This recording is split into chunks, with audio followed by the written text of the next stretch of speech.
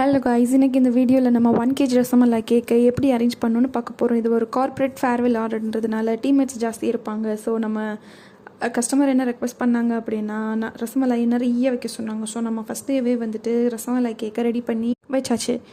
இன்றைக்கி நம்ம அதை 3 லேயராக கட் பண்ணிவிட்டு ஃபர்ஸ்ட் லேயரில் ஹோம்மேட் பட்டர் க்ரீம் போட்டுட்டு ரசமலாயை குட்டி குட்டி பீஸாக வெட்டி வச்சுட்டு அதுக்கப்புறம் கொஞ்சம் பிஸ்தா பருப்பை க்ரஷ் பண்ணி போட்டாச்சு. கொஞ்சம் குங்குமப்பூ தூவி விட்டாச்சு. இதே மாதிரி செகண்ட் லேயரும் பண்ணியாச்சு. அதுக்கப்புறம் நம்ம டாப் லேயரை வச்சுட்டு சைடில் பூ டிசைன் வச்சாச்சு. அது மேலே குட்டி குட்டி ஒரு பிஸ்தா பருப்பை வச்சாச்சு. அதுக்கப்புறமா நிறைய ரசமலாய் கேட்டதுனால மேலே பூ டிசைனில் ரசமலாயை வச்சாச்சு. குட்டி குட்டி ரசமலாய் ட்ரையாங்கிள் ஷேப்லேயும் ஒரு பெரிய ரசமலாயையும் நடுவில் வச்சாச்சு. சைடில் கொஞ்சம் ப்ளைனாக இருக்கே அப்படின்றதுனால சைட்லேயும் வந்துட்டு பூ டிசைன் கொடுத்து பிஸ்தா பருப்பு வச்சாச்சு. அதுக்கப்புறமா கீழே அந்த ஃப்ளேவர்ஸ்க்காக ரோஸ் பெட்டல்ஸ் வச்சாச்சு. இது ஒரு ஃபேர்வெல் கேக்குன்னு சொல்லியிருந்தனால ஆல் தி பெஸ்ட்டுன்னு போட்டு அந்த டீம்மேட்டோட பேர் எழுதி கேக்கை முடிச்சாச்சு.